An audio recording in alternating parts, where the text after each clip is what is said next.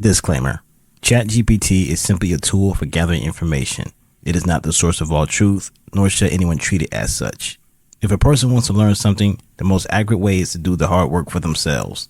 That being said, this podcast utilizes Chat GPT as an overall aim to stir conversation and promote independent investigation, starting with the Word of God, aka the Bible.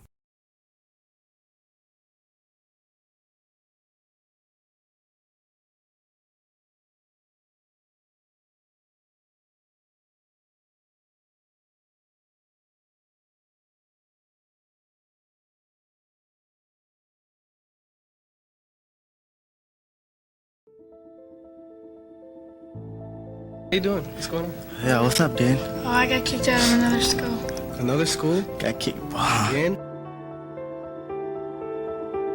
I can't find the right school for me. You can't find the right school? Listen to us.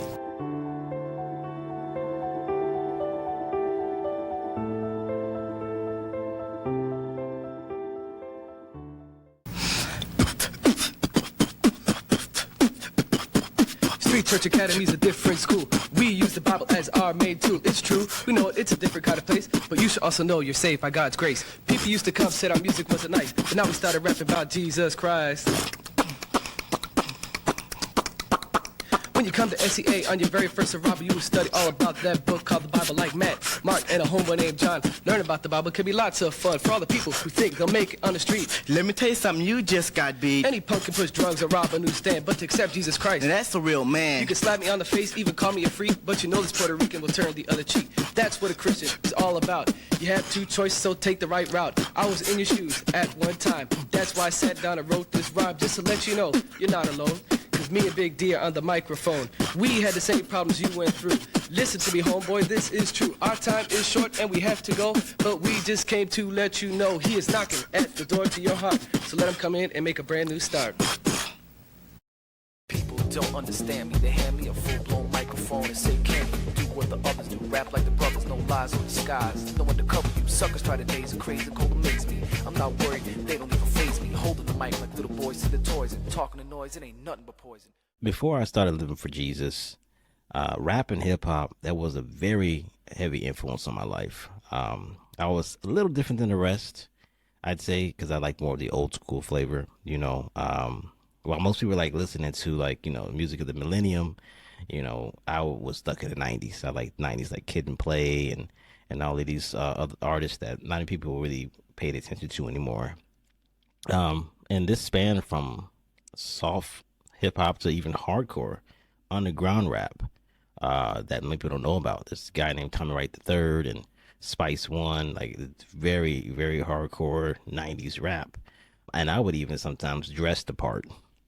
I'd say rap and hip hop was a very big influence on my early walk with the Lord, though, because the thing is, the person that discipled me, who brought me to Jesus and actually told me more about him, was actually a girl from South Carolina. And then this girl, I would Skype with her a lot. She was around my age, I was in my 20s, early 20s, and she shared a lot of different resources to me that had Christian spoken word. And I thought it was really cool. I'm like, wow, Christians can actually do this. I thought they were all about the hymns and the singing, And she shared with me this one ministry page called p4cm.com. I looked it up. It's not there no more, unfortunately. But P4CM stands for Passion for Christ Movement. And it's this site that had like this urbanist feel to it, where it was about Christians and about bringing hip hop and rap into the industry and how you can use that to be actually a good evangelist. And I thought it was a pretty cool site. Now, me being new to the faith and following Jesus, it was really foreign to me that I could bring in my background of hip hop and rap and my love for that into this newfound faith for Jesus, this new love of Jesus. So the lady that brought me in to the faith, like I said, the one that discipled me, she actually invited me to a conference in Chicago. Many of you may know about it. It's called Legacy Conference, and this was in 2010. And I tell you what, I have a funny story. When I went to the conference, I had no clue who these people were. Again, I'm coming fresh off the streets, street rap and all of this. I don't know anybody in the Christian field who does this stuff. And I remember when I met Lecrae, I was walking in the hallway and they said, "Oh yeah, that's Lecrae." And I'm looking over like, who's Lecrae? Like, who's this guy, right? But yeah, he was over there. He was in the lobby. He was sitting on some stairs. He funny story. This couple was walking by, and Lecrae pretty much warned the guy or said something to the guy about, hey, that he hopes he's acting right, well, for lack of a better word, that he wasn't really fornicating with the woman, whoever it is that he was addressing. And so I'm like, okay, that's Lecrae. Interesting. And then at the conference, they had several instances where they had different artists come up and showcase their talents. And that's when I got acclimated to people like Trip Lee, this guy named Shaolin, this guy named Tadashi, and some others. I thought their music was pretty good. They were preaching while they were rapping. I thought that was pretty cool. Like, wow, who could do that? And so I started to fall in love with Christian rap. Like, wow, this is actually possible. So they would sell their CDs at the conference, and I bought their CDs. It got me much inspired to share Jesus with the urban community, because I grew up in an urban environment. So I was really bold. I would go out there, blast the music in my car, drive out to the hood, and just start preaching and start sharing Jesus, with their lyrics on my mind and everything. And it was all Christian stuff. I even got inspired myself to do a couple of mixtapes on my own. I got one here I want to play for you guys. This is one that I did where I was remixing Tupac's Trapped song, to a Christian twist. So check it out. You know what's got me trapped? This sin has got me guilty. Maybe I should check myself. I'm feeling kind of filthy. Trapped in this way of life. Nothing but pain and strife. And God says, son, you might just die tonight. I also have another one that I did for Roscoe Dash. For those who remember who Roscoe Dash was, he's the guy that had this famous song, Show Out. And so here's how I remixed that one.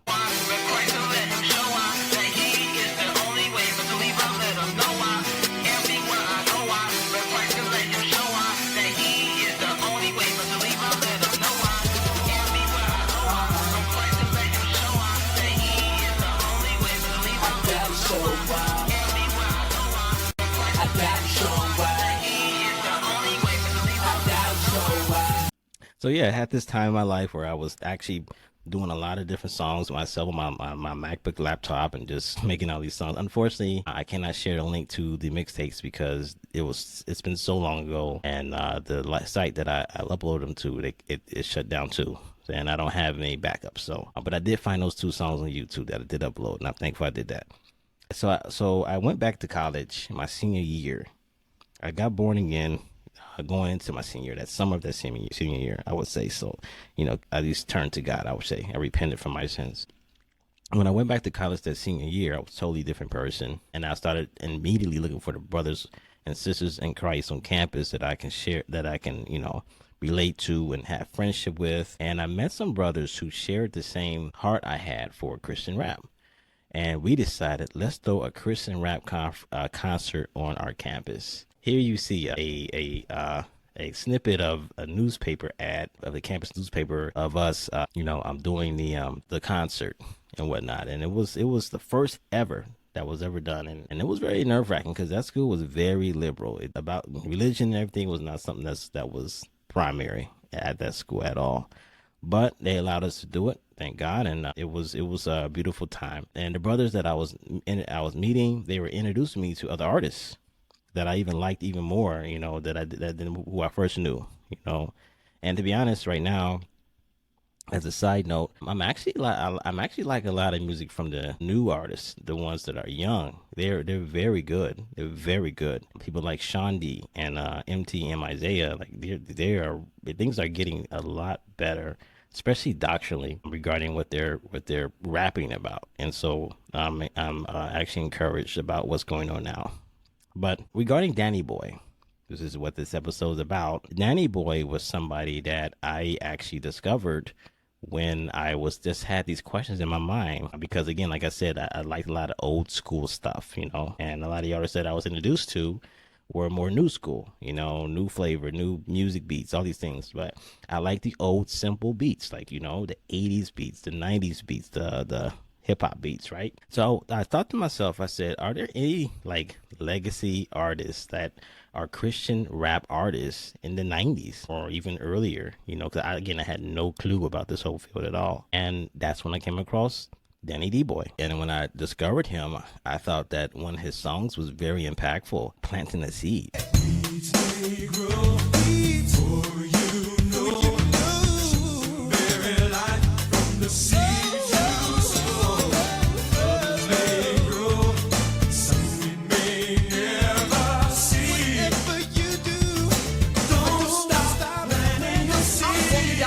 I was like, wow.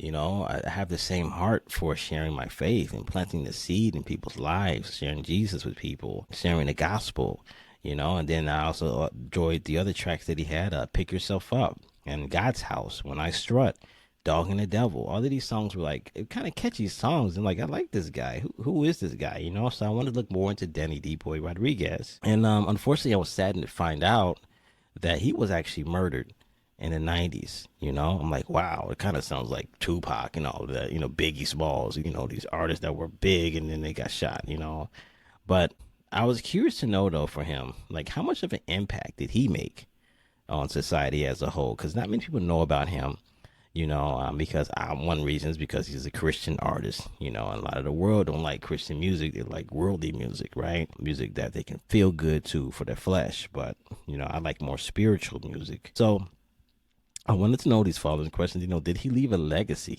or was he just this one-hit wonder guy? He was a one-hit wonder kind of artist who was just forgotten and overshadowed by today's contemporary, like, Christian rap, artists. So to begin, I asked Chat GPT, who was Danny D-Boy Rodriguez? And this is what it said. D-Boy Rodriguez was a Christian hip-hop artist known for his impactful music in the late 1980s and early 1990s. He was one of the early pioneers of Christian rap, blending hip-hop with faith-based messages. His music often focused on themes of redemption, faith, and social struggles, aiming to inspire young people with a positive message. Tragically, D-Boy's life was cut short when he was shot and killed in 1990 at the age of 22. Despite his short career, his influence in Christian hip-hop remains significant, and he is remembered as a trailblazer in the genre. His sister, Jeannie Rodriguez Lopez, continued his legacy in Christian music. His testimony was one of faith, transformation, and a deep desire to reach people with the message of Jesus Christ. We have a lot of troubled teenagers coming in, and I like to help them out and talk to them. So he has an interesting story, and we're going to get more into it in this podcast. I do want to start by focusing on where he came from. His mother, Cookie Rodriguez. I did a little bit of study on her life, and she has a testimony herself. Like, wow, she came out of drugs and she committed her life to Jesus. And I'm being a very, very brief testimony of her, because it's not really about her. It's about her son. But basically, she gave her life to Jesus. She went to this program called Teen Challenge in New York. And in that program, it was a ministry. She got closer to the Lord. She moved to Dallas after that. And she picked the toughest neighborhood in Dallas to do ministry work, because she was all in for Jesus. And she's still alive today, by the way. And she's still working today for the Lord. It's just amazing. But anyway, she moved to Dallas, and Danny went with her, and, his sister. And she started a school called Street Church Academy. And this is where Danny, as he grew up, he spent most of his time. The name is now called New Life Church. But, and I don't really know much detail about the place, but I would say this, that it was designed for youth, inner city youth, to actually, and mainly those people who had trouble staying in school or who were troublemakers, to actually come and find Jesus, and get close to God. And it was a very impactful ministry, especially during the 90s, that Cookie Rodriguez started. She inspired youth to serve Jesus. And it wasn't just this positive message. It was all about getting their hands dirty, getting in the community, being in their lives. It wasn't just preaching all the time. It was actually being a part of their lives. Now, in regards to Danny D-Boy, when around that time he was about 20 years old, and the Christian rap wasn't really a popular genre at the time. In fact, rap was still kind of in its early stages. The clip that you saw was in I think it was 1986 at the beginning of the show. And that's when rap was really starting to go off, and Christian rap was especially non-existent almost. The first ever Christian rapper I found was actually this guy named Stephen Wiley. He did a very famous song called Bible Break. And he's basically rapping the Bible. It's pretty cool. His music and the others though at the time were tailored mainly to Christian consumers, like churchgoers or Christian events. It was specific. It was a specific audience. Danny D-Boy though, as I said in the clip, he's actually considered to be the first Christian hip hop martyr and also street rapper. What do I mean by that? Well, you see, what I've discovered in my research is that he didn't really he liked the music. He liked Stephen Wiley and everything, but he felt that his type of music wouldn't be accepted, completely on the streets. They would think he's a joke. So what he decided to do was like, you know what? I want to change his music around so I can make it more appealing to the street youth, and they can actually hear more about Jesus. So he changed it up a bit. He had actually included fashion to go with it, which is why you see, he dressed in certain ways. But the biggest thing that I've discovered about Danny D-Boy is that he wasn't just a talker. He was actually a doer. He got his hands dirty. He got into the community. He worked the streets. And with that, naturally came risk. You had to intermingle with drug dealers. You had to intermingle with junkies and gangbangers, And he was rumored to have lost his life to street violence, but some say it was a carjacking. No one really knows for sure, but he was involved in the streets. Now his sister, Jeannie Rodriguez, who's still living today, and I had the pleasure of talking to before I started doing this episode, she produced 2 albums, one before he died and one after he died. The one that was before he died was called I'm For Real. It was in 1990, and the background behind that one is that Danny D-Boy convinced her to start rapping with him, and she ended up becoming the first female Christian rapper. And after he passed away, she did do a second album called And Now the Mission Continues in 1991. And there's a notable song there called I Caught the Mic, because Danny D-Boy had a song called Drop the Mic, where he was telling people who were not saying good things about life and rapping about drugs and money, whatever. He said, drop the mic, pretty much, let me pick up the mic and rap about Jesus and positive things. Well, Jeannie had a song called I Caught the Mic, because when Danny died, he dropped the mic. So Jeannie wanted to continue his legacy. Jeannie also was the drummer for a lot of his songs, and she was a poet also to help him out with different things regarding maybe he wanted to impress a girl or whatever. He would tell her, hey, can you write me a poem so I can impress this girl with? So it's a funny story that she would share. Danny's third album, Peace to the Poet, was released 3 years after his death in 1993. And then in that one, it includes interviews where he had about certain songs that he made and the background behind those songs. I think those interviews are really good because you see his heart in what he was doing. Jeannie described Danny as an inner city youth minister through and through, who lived it, ate it, and breathed it. And by studying his life, I realized that, wow, this man really was the real deal. So I want to start with this. I want to ask Chat GPT, what was his testimony? And this is what it said. While there aren't many publicly documented, detailed accounts of his personal struggles, his life and music reflected a powerful testimony of overcoming hardship and using his talents to serve God. Danny was raised in Dallas, Texas, in an area where gang violence, drugs, and crime were common. Many young people around him fell into destructive lifestyles, and he saw firsthand the struggles that came with growing up in that environment. Instead of being pulled into negativity, he chose to use his talents in music to spread a different message, one of faith and hope. Danny was deeply influenced by his faith in Jesus Christ, which became the foundation of his life and music. Instead of pursuing secular hip-hop, he dedicated his rap career to ministry, using his lyrics to share biblical truths and encourage people to turn to God. So don't turn to sin when things get sour. Call on Jesus in the darkest hour. He boldly proclaimed that he was not ashamed of the gospel, even when Christian rap was not widely accepted. His mission was to use hip-hop as a tool for evangelism, reaching young people who felt lost or hopeless. He saw music as a way to plant seeds of faith in those who might not hear about Jesus in traditional church settings. His lyrics often spoke about real-life struggles, temptations, violence, and the need for God's grace. The kids carry Uzis and the 9mm. The only role model is the pimpin' drug dealer. They demolish and polish off any rival member. Hey, mom and dad, don't you remember? Making his testimony relatable to many. Some believe his early death may have been connected to the very communities he was trying to reach.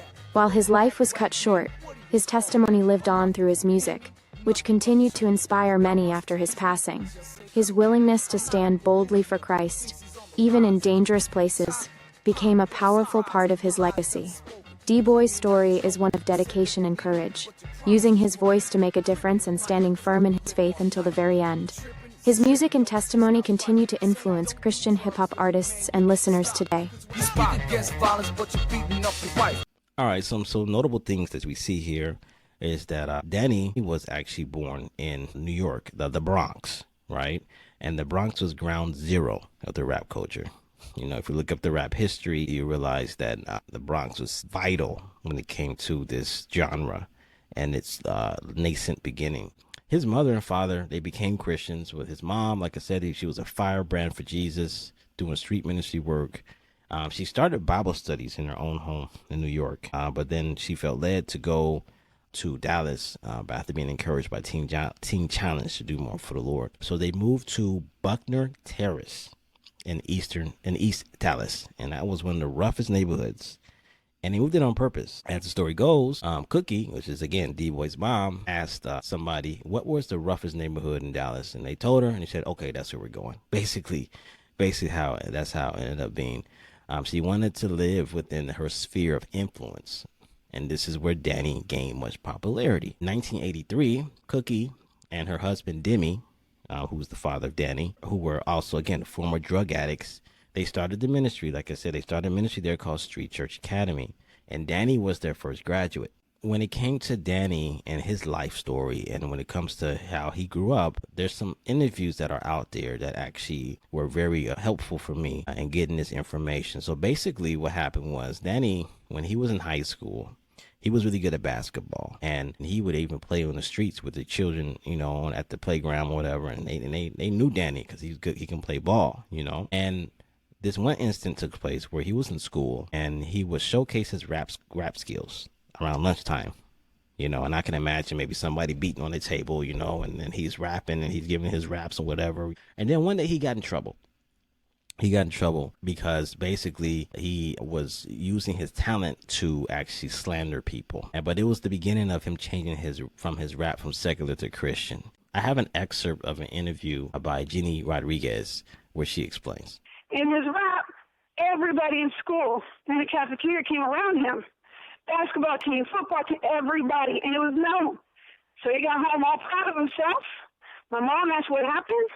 He was grounded to his room. Wow. And he was told, don't you dare come out until you find a way to turn that around to music for God. Yeah. He pondered it, thought, and came out with the Christian rap. Then he started thinking. And he loved sports, especially basketball. Yeah. So later made the choice. He continued to play basketball, but I got to tell you, man, mainly he was known in his high school as a guy that could really rap. He had to stop those dissing rhymes. But mainly then he started to evangelize in his high school using rap. He started to gradually, he would introduce God into it. Yep. He'd pepper it, really, is what he did. You know, a little bit here and there. He didn't overwhelm them. But they started to hear, look, God this, Bible that, the Word says this, Word says that. And man, before you know it, they were like, they didn't want to eat lunch. They just want to be around Danny Ryman. Wow. Danny Ryman all during lunch. And trust me, this was early 80s. So at some point, Danny decides to drop out of senior year and help his mom with SCA. In this clip here, I have he actually says this on the TV show. What are the grades there? Oh, they have from kindergarten all the way up to 12th grade. And I'm in 12th grade this year. And you're in 12th grade? Yes. I was going to North Garland High School, and all my friends wanted me to graduate from North Garland this last year. And I said, no, I wanted to go to Street Church and sort of help out, you know, because I knew my parents at first, they would need help with the kids and everything because we have a lot of troubled teenagers coming in, and I like to help them out and talk to them. So picture this, right? So he's gaining popularity, right? He's helping neighborhood youth. He's playing with them in the basketball courts. He's rapping to them on the streets. So he's gaining popularity, and he's gaining what you call street cred. Okay, he has a name for himself. Now, add to which he goes on this Christian show, as you saw, and on the show he does his performance, and this actually catches the attention later on of a guy named Tim Miner. And Tim Miner was his future music producer. He contacted Danny B-Boy and said, "Whoa, hey, you have talent. Let's see what you can do on the mainstream." So Tim would actually move him from being famous on the streets to somewhat mainstream, amongst Christian-based audiences. Believe it or not, even churches would contact Danny to do some music performances there, or at least get some tapes by him. And since rap was still kind of new and was not really considered to be Christian, he will be introduced by the congregation as a musical guest. But I would say this, that he was largely accepted at a lot of Christian youth rallies. They loved his music. They loved Danny D-Boy. Now, Danny, he wouldn't call himself a Christian rapper. He would mainly call himself a lyrical street poet. That's kind of heart he had. He wanted to be considered to be somebody that was really, didn't have this tainted image about himself. He wanted to have this talent that he can showcase for the Lord in a clean manner. Now, regarding his death, I was actually inspired by my last episode, the Malcolm X episode, because there was a point when I watched a documentary about who killed Malcolm X, and I thought it was really cool that this guy did not let up until he found out who did it. And in the same way, I'm kind of feeling that way about Danny. I feel like his death was obviously not right. It was unjust. And I feel like, the family deserves to know who did it and whatnot. So I did the best I could to put together the details of what happened so people know, and not just read about him, read that, oh, Danny was shot in 1990, and that's it. No, I want to give more details to people who actually are interested in this topic regarding what happened and everything. So what I decided to do was put together all the information that I know across the different sources that I've come across into a dramatic video form. And this is what I came up with. In the summer of his death, he held a gun exchange program. If kids turned in guns, he'd buy them tickets to Six Flags. He had a stack of guns turned into Dallas. The night of his death, he had a gang intervention night. He took some youth home afterwards. When he returned to his apartment, he remembered he had to return a movie to Blockbuster. He also had one more youth to drop off. It was already past midnight. He had dropped off the movie and the last youth and returned to the apartment. He goes to the check-in kiosk to open the gate, but then realizes he didn't have his pass. So he goes around to another entrance and rings the bell for his roommate to open the door. The roommate was asleep and didn't wake up to open the gate. Then, at approximately 3:55 a.m., an unknown Caucasian male approaches the car and exchanges words with him. The male then opens fire, shooting one bullet to the passenger side of the vehicle, hitting Danny in the abdomen. Danny quickly pulls out of the area and attempts to get on the entrance ramp to the highway. He may have been trying to get to the hospital since he was a half-mile away. He didn't make it, however, because his car hit a curb and went airborne, crashing through bushes and hitting a streetlight. It flipped in the process, but landed right side up on the road. Paramedics came on scene supposing it was a DUI, but when they realized he was shot, they took him to Baylor Medical Center, where he was pronounced dead an hour later. Per Dallas police, although Danny was severely injured in the crash, he was wearing his seatbelt and the vehicle had proper airbag deployment. It was determined by detectives that it was the bullet that killed him and not the crash. Because he left his wallet at his apartment, the authorities could not identify him. So they had to label him as a John Doe at the city morgue. It would be 18 hours before he could finally be identified as Daniel Dimitri Rodriguez, now known as the first Christian hip-hop martyr.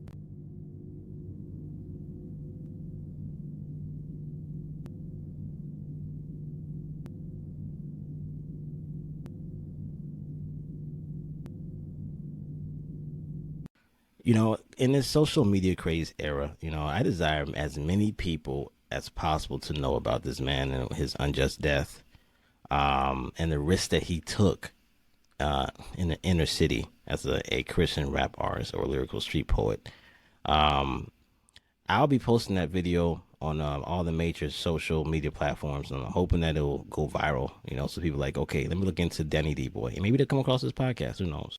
One thing I want to address, though, was some things that Chat GPT said, the responses. One of the responses that it said was, quote, instead of being pulled into negativity, he chose to use his talents and music to spread a different message, one of faith and hope. Now, I'm a stickler with things, to be honest, so bear with me. I would say this. Danny D. Boy's life is a good case study of how we're not, repeat, not entirely products of our environment. We can choose what to do that is right versus what is wrong. You know, the Bible even talks about this. If we see in Ezekiel 18, 14 to 20, it says, suppose that a sinful son in turn has a son who sees his father's wickedness and decides against that kind of life. This son refuses to worship idols on the mountains and does not commit adultery. He does not exploit the poor, but is instead fair to debtors and does not rob them. He gives food to the hungry and provides clothes for the needy.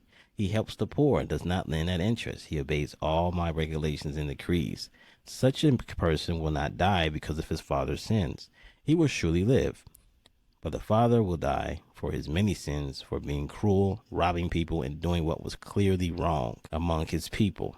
What do you ask? Doesn't the child pay for the sins of the parents' sins? No, for if the child does what is just and right and keeps my decrees, that child will surely live. The person who sins is the one who will die. The child will not be punished for the parent's sins, and the parent will not be punished for the child's sins. Righteous people will be rewarded for their own righteous behavior, and wicked people will be punished for their own wickedness. So we see here that God is basically saying, you're responsible for your choices. You can't blame anybody else for it. Your sins are your sins alone. You did that. And one thing that really stood out to me about Danny's life is that he grew up in the Bronx. He lived in the urban environment. He was in it, okay? And yet he's using his music to actually do good, to actually make an impact. And he's actually getting more involved. You know, he's resisting the trend at the time to gangbang, to do drugs, you know, and he's using the music. This is another thing. This is what tripped out. He's using the music that they like and turning it into a Christian rap, turn it into a Christian flavor so that he can communicate the gospel better to them, you know. So he was a man, a great case study of a man who did not have to be a product of his environment. He stood above it. 80s and 90s, early 90s and early 90s, people know it was plenty of drugs. This was a drug epidemic at that time. Okay, and gang crime was everywhere. You know, but and then you had the other part of it where you had churches, right? The churches, they shunned anything associated with the lifestyle, right? And this would include the increased popularity of rap and hip hop music. Yet again, Danny D. Boy sees it as a unique opportunity to reach those involved who wouldn't otherwise step in foot inside of a church building. And I thought that was really wild. And I was just thinking about this verse as I'm studying his life. Philippians 1, verses 12 to 14. This is Paul speaking. He says, and I want you to know, my dear brothers and sisters, that everything that has happened to me here has helped spread the good news. For everyone here, including the whole palace guard, knows that I am in chains because of Christ. And because of my imprisonment, most of the believers here have gained confidence and boldly speak God's message without fear. So I want to point out here in this verse how Paul was saying basically, I'm in jail to reach the palace guard. That's basically what's happening right now. You know, because I'm in jail, I'm able to reach people. I'm able to reach my captors, the Romans. You know, and what's it got to do with Danny D. Boy? Well, it has everything to do with Danny D. Boy. Why? Because what he's doing is that he's using what people are familiar with, and he's able to reach them better. Otherwise, they wouldn't go into a church building. They stay on the streets. You know, and when it comes to music, you know, let's face it. You know, gangbangers don't listen to hymns. They don't listen to, you know, spiritual songs. You know, no, they listen to the music that they're familiar with, right? Here comes Danny D. Boy. You know what? I'm going to use that music and turn it into something that will actually get their attention about God. I'm going to start sprinkling God in here and there. Jesus here, Jesus there, Jesus here. And that's what he would do, you know? So I thought that was a genius move, especially early on. Again, when rap was just starting to get its popularity, and it was already getting a bad reputation in the church. He was a trailblazer in that regard. So I see him fighting two battles here. He has people on one side who was criticizing his faith, and is he a real Christian because he's liking rap and hip hop, which is worldly. And then there's the others who were saying, well, his music isn't really that great because it's Christian and it's not secular, and no one's listening to Christian rap and whatever. And so I wanted to ask, what does Chat GPT think? Did he have any critics? I want to hear from there. So this is what it said. Danny gets behind the mic at a regular studio and basically they tell him, don't rap about God, just rap. And he looked at my friend, stared at the mic and said, I can't do this. I don't care. I don't have money for my rent. I'm eating beans that I heat over the fireplace. I'm just not going to do it. Yes, he did face criticism during his short but impactful career, mostly because he was a Christian rapper at a time when both the church and the hip-hop world were skeptical of that combination. Some traditional or conservative Christians in the late 1980s and early 1990s were uncomfortable with the use of hip-hop as a ministry tool. Rap music was often associated with rebellion, violence, and secular culture, so D-Boy's bold street-style delivery made some Christians uneasy. He was criticized for the sound, not the message, even though his lyrics were Christ-centered.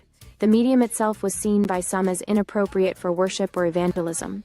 On the flip side, the secular hip-hop community often didn't take Christian rap seriously. Some saw it as a soft or inauthentic, questioning whether it had a place in real street culture. Others may have dismissed D-Boy for preaching instead of conforming to the themes of power, money, and fame that were popular in mainstream rap.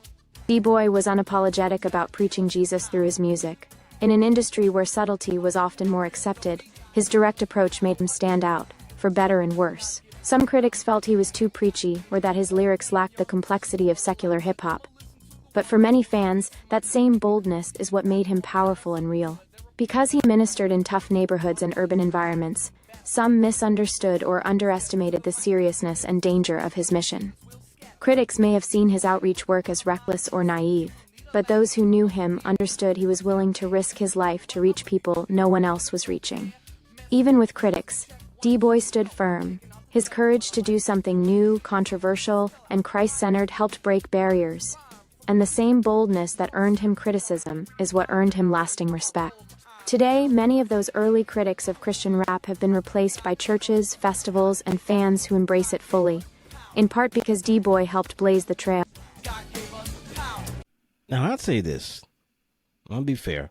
I believe that the people who had issues with Danny, people like Danny, because it wasn't just him, and I'll get into that in a minute, they had some valid concerns. I could understand where they were coming from, because rap and hip-hop wasn't exactly an invention from the Christians, as you saw in the video. If you look at its historical roots, it certainly didn't trace back to Jesus Christ. It wasn't exactly an offshoot of old hymns, right, or spiritual songs, okay? But it was growing. It was a popular thing, and it's like this, guys, the computer, right? Or the cell phone, right? It's here to stay, whether you like it or not, whether you care about it or not. Chat GPT, another thing, it's here to stay, whether you like it or not. I have my own problems with Chat GPT, yeah, but while it's here and people are using it, I might as well use it for the glory of God, which is why I make this podcast. So you gotta adapt with what you got. And regarding the popularity of Christian rap, of rap in general, that was something that was up and coming. How are you gonna reach people now? You're gonna have to figure it out. That's what Danny D had to face, and it was becoming a rapidly a large industry. You had other artists who were using the genre and making it dirty, right? Talking about rebellion, greed, sex, drugs, gang banging, And then you had notable artists, people like NWA, Run DMC, LL Cool J, Public Enemy, Eric B. and Rakim. So it wasn't exactly a good reputation when it came to the genre. However, again, Danny D-Boy, it seems like he saw through this bad rap, and he took advantage of an opportunity, and I commend him for that. He had this verse in mind. I'm pretty sure. I don't know his mind. I wasn't inside of his mind, but I'm pretty sure he thought about this verse in 1 Corinthians 9:22. where it says, to the weak I became weak. This is Paul speaking, that I might win the weak. I have become all things to all men, so that I may by all means save some. I do all things for the sake of the gospel, so that I may become a fellow partaker of it. So, he didn't join the crowd of just straight up condemning everybody that listen to the music, don't even deal with it, don't even touch the music. No, he used it and said, like, listen, if I can become like these people without engaging in the sin and whatnot, I'm sure I can win people over, to Christ. And he wasn't the only one with this thought. But the difference was that it seemed like he did a lot more. He actually got more involved. He got into the city. Instead of being like the mainstream churches, and condemning anything else with the music, he turned it for good. Basically what I'm saying. He turned it into good. And it's because of his vision that Street Church Academy became so prominent in the community and why he was well known and respected in the inner city. His mother, Cookie Rodriguez, received a reward from the city because of her involvement. People's lives were changed, and gangs, and this is a crazy thing. Did you know that gangs held a ceasefire? They actually held a ceasefire when Danny D-Boy passed away. You don't believe me? I'll let his sister tell you. Check it out. Let me tell you, at his funeral, Danny had a rule. If you're coming in our center, don't wear anything that identifies you with the gang. Not a jacket, not a hat, not a rag. Now we pull up, let me tell you, from the door to the ceiling, outside of our facility, every jacket, every rag, every hat, left outside. Wow. Left outside. Wow. And every gang represented in the city of Dallas who never sat next to each other, who never talked a word to each other, who hated each other and killed people back and forth for generations, were standing hand in hand. Amen. And the city of Dallas came to my mom and said, they called a week of peace between them in honor of Danny, and there hasn't been an incident. Wow.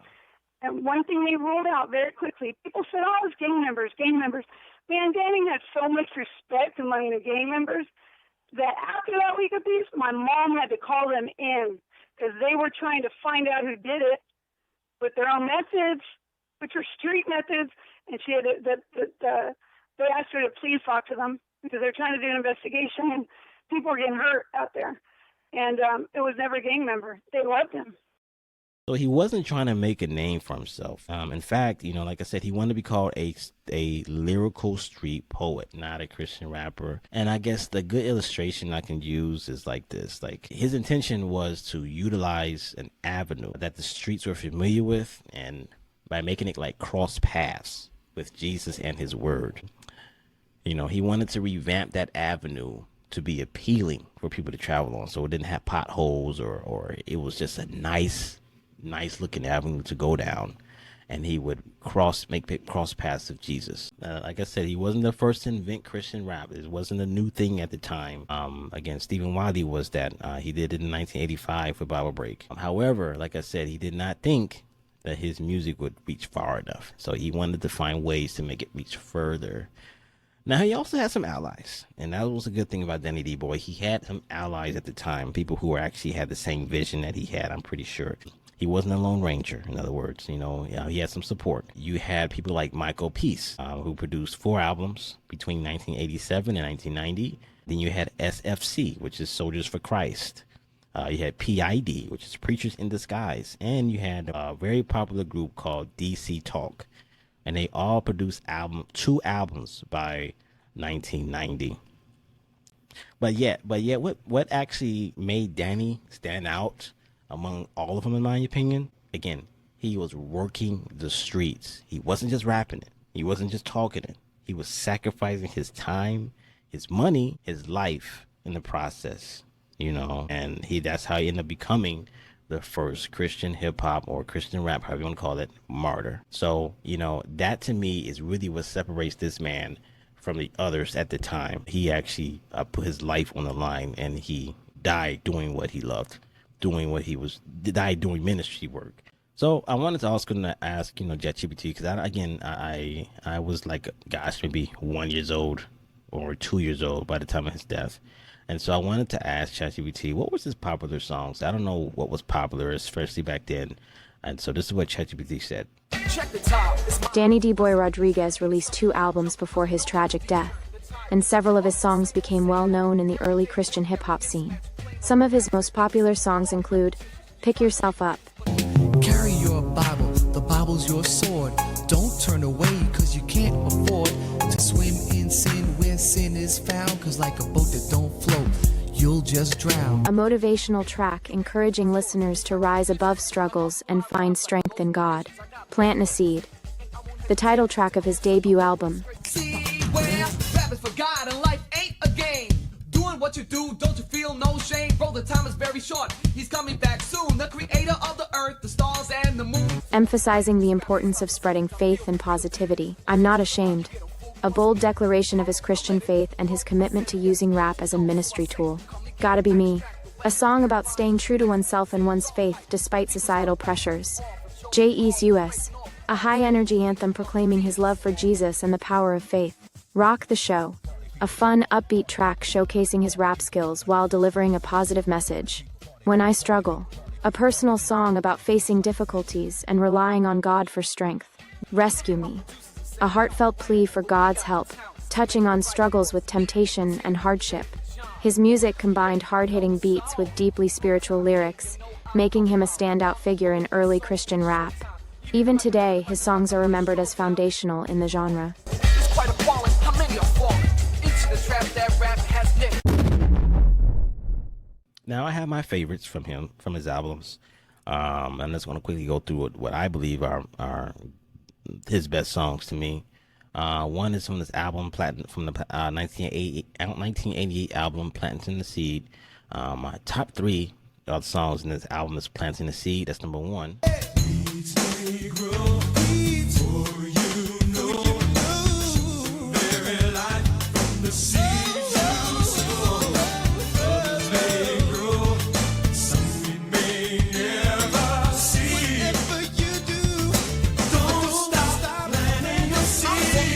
Because it shows, it reflects the heart for evangelism that I have, and it was a strong motivator for me when I go out and preach. I'll blast that song, and I'll pull over, get out, and start sharing Jesus, passing out tracks, with this song playing in my head, And then the next song that I really like was "Pick Yourself Up." People try to destroy God's plan for you. Keep your eyes on Jesus, cause he is who protects you, guides you, respects you, provides you. When you're lost and hurt, he'll find you. Don't turn to drugs, don't mess with drinking. Man, wake up, what's wrong with your thinking? Call God's name, be strong, stand tall. Shake off the dust when you take a fall. "Pick Yourself Up," I believe, is a very good song, unique song. It's not all just Christianese. It's a song for just a well-rounded audience, just encouraging people. And he explains that in the interview about it. Like, he's just to encourage people, man. Like, people been dealing with all the kind of stuff every time, and he's just trying to tell them, look, it's okay, just get back up, right? The third one that I like is called "Dog and the Devil." Listen, party people, cause I will go be on time, no question. I am confessing, God is number 1, Satan is less than. And I owed her, drink a little soda, speak him a rhyme. Cause I told the boys in the crew, just be ready. Now take your hands and cut it steady. I mainly like this song because because of the beat, the rhythm. I thought it was pretty cool, I could listen to it on repeat for hours. I would say this, and this is just my opinion, I have a pet peeve when it comes to certain music, Christian music, and that is when we are talking about what we're going to do to the devil. I believe that we need to make sure that we keep Jesus in the center, and Holy Spirit in the center.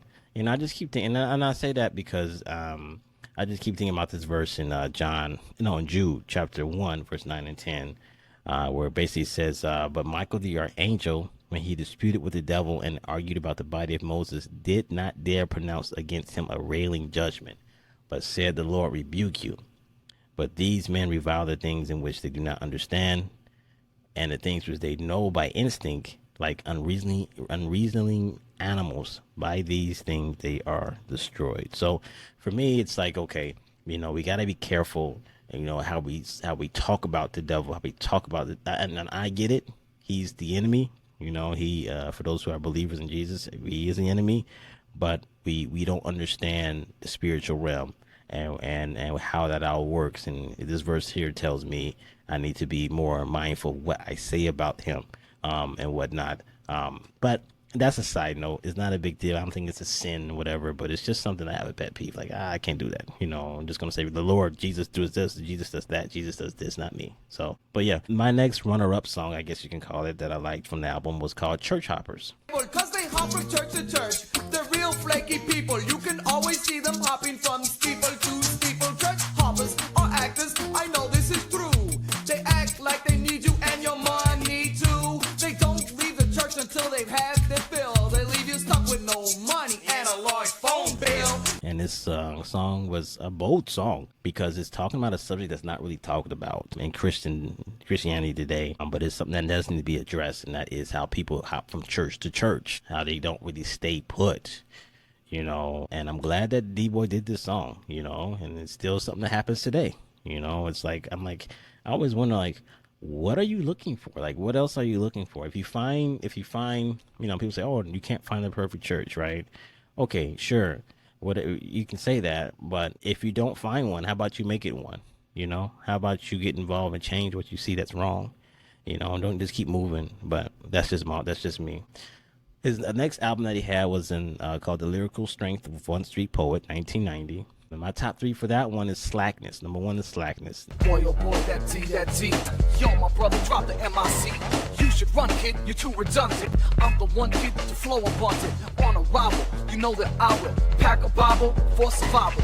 Read the pages, rock the stages, make the brothers drop the gauges. Critics babble, I'm flowing parable. Words I write crushed on the gravel. They all question my profession, man, go reach stones, that's my suggestion. This was a hard-hitting beat. Pushing believers to work, using God's power. Like, stop being slack, get out there, preach the gospel, do things for Jesus, you know. And I love that song. Last Days is my next one. Like a thief in the night, when least expected, the Lord will appear. Burger bars won't protect it. No way, there's nothing that you can do. Tell me what you're gonna do when he come for you. God did it before with a whole lot of water. I really enjoy the subject of the return of Christ. I don't think it's talked about much. And that song, you know, Danny D-Boy talks about it, you know, the last days and about Jesus coming back. And so if you can put that into a rap song, that's a bonus points for me. So yeah, that was a really good song. The third one that I like was God's House. Get on the floor, let me hear ya.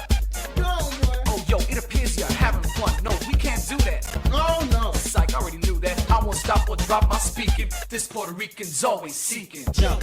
It mixes house music with Christian rap, which is really interesting. Wow, you know?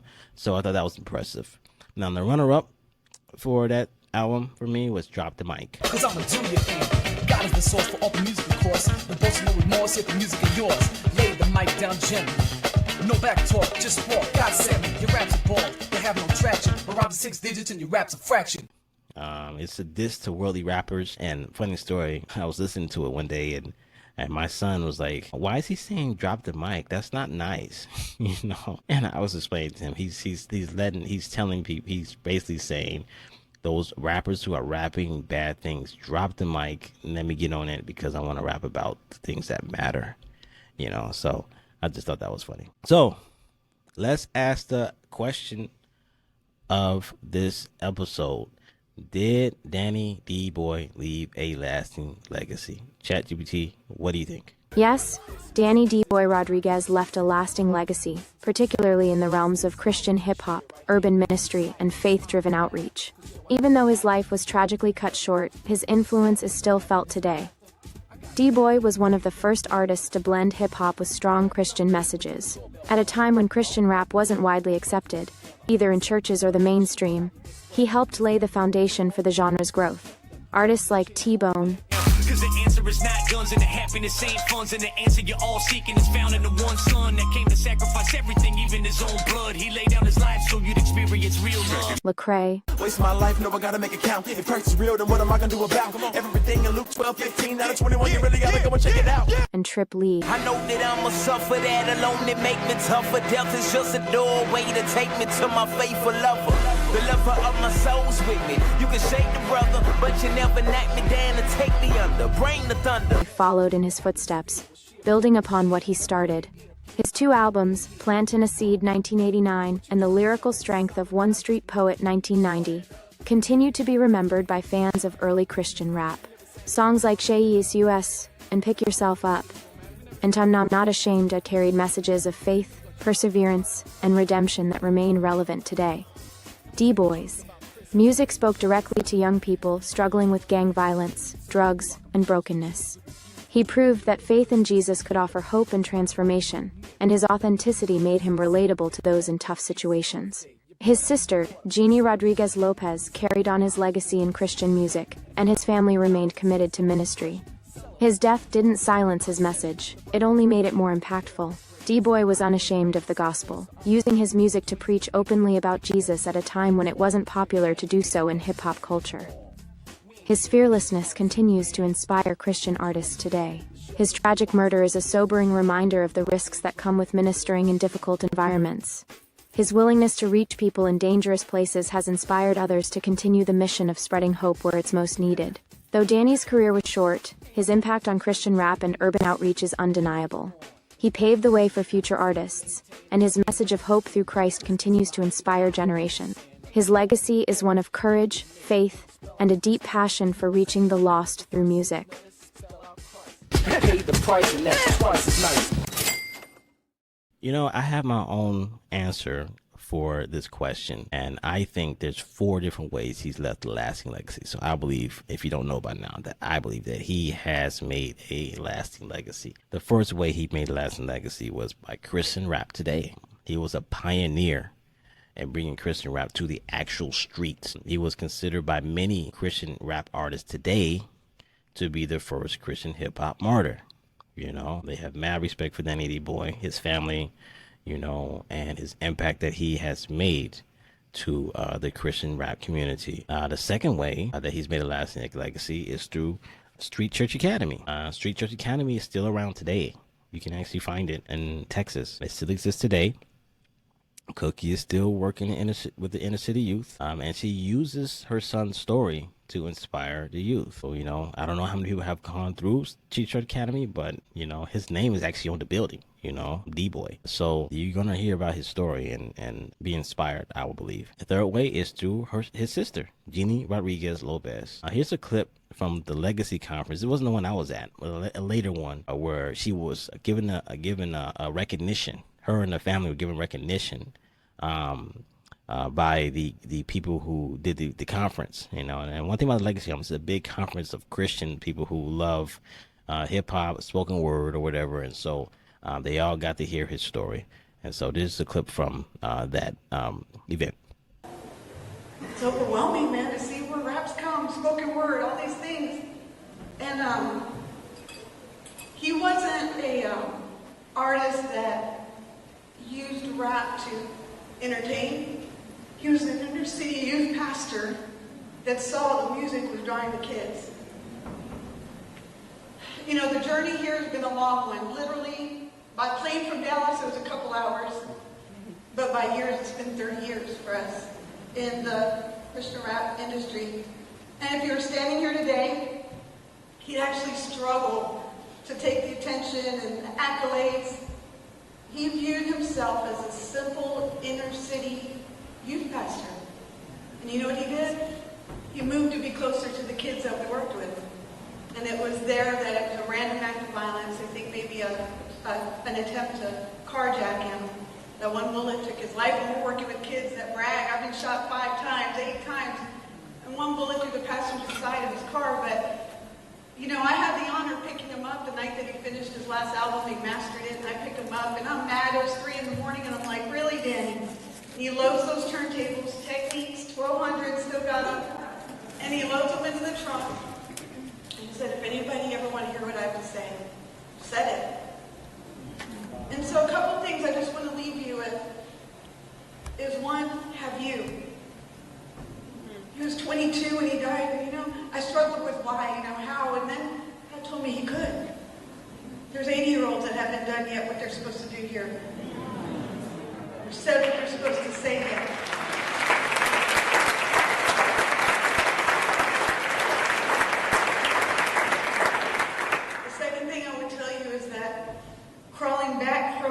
place of darkness because the world lost D-Boy, and I lost my nerdy brother Danny.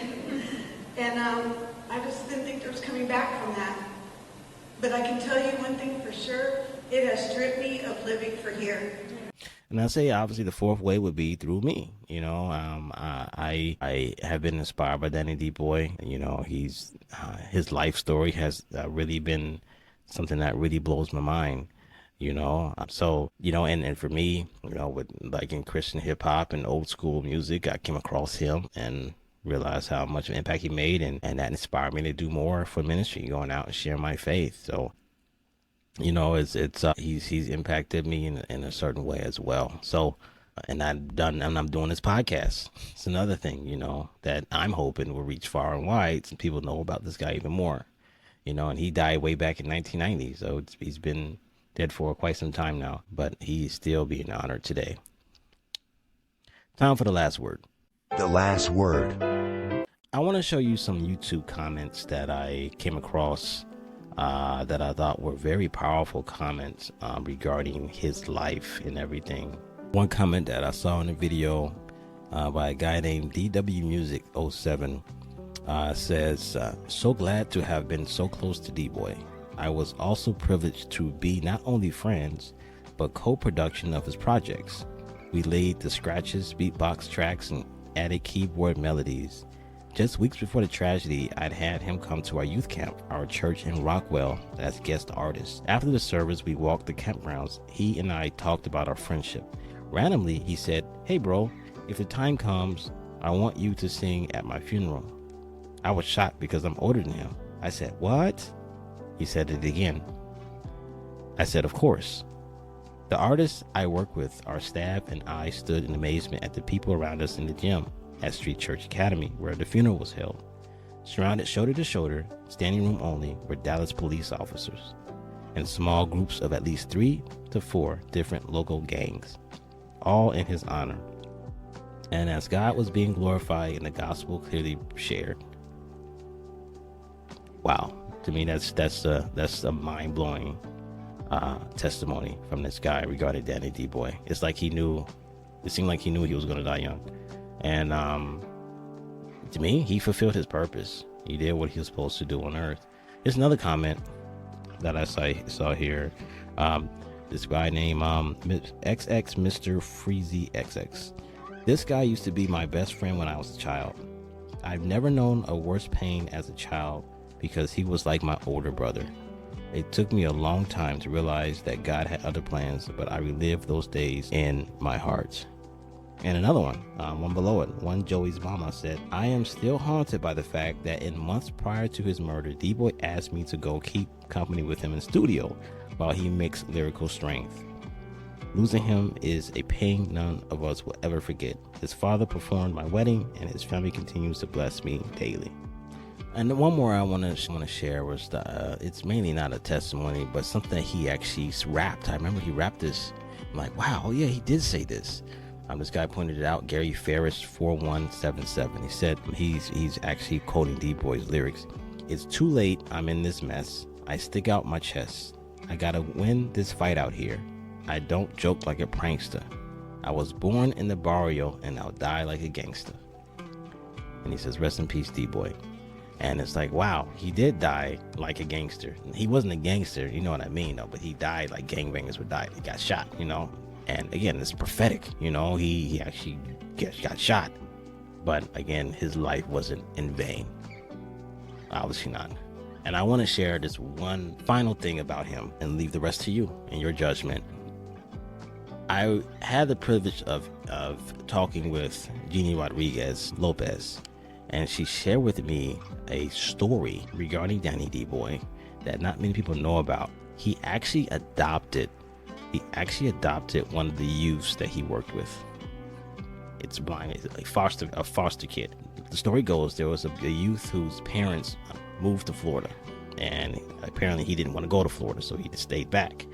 But being so young, he had to stay in school. He had to have some type of, grounding, some type of parental network that he's a part of. So to keep him in school, Danny adopted him as a foster son. He was only 3 years older than him. And this guy's name was Wimpy. That's what he went by. But if you look at if you listen to one of his songs, the song called Shout. You make me want to shout, throw my hands up and shout, right? You'll hear in the background this goofy voice, and that is the kid that he adopted. So just a fun story to share with you about him and his life. But what say you, though? What say you? You know, did he leave a lasting legacy in your opinion? Did this episode inspire you to leave one? You know, what did you get out of it? These are things I want to leave you with. And yeah, it's like I said, it was an amazing story to behold with his life, and he's done a lot, and I'm sure he's in the kingdom, and he's done his job. But what about you? Next episode, we are going to be talking about this guy. Hey, it's okay, Doc. You're safe. Come on, Doc.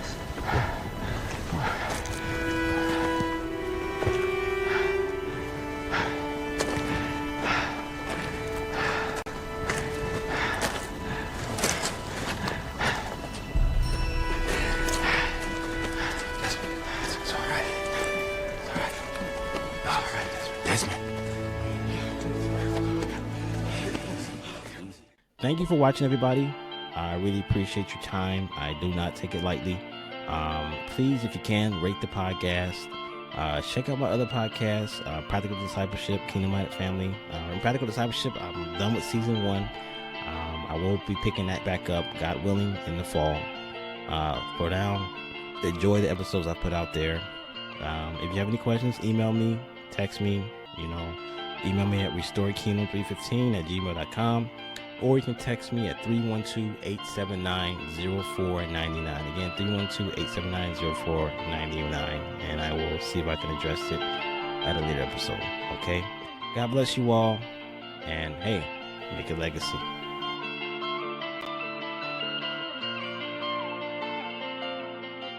Deep in my heart, put your work down deep in my heart. Let it light up my path in the dark. Pull me back when I'm going too far. No more trusting in what I could do. I'm just trusting in all that you are.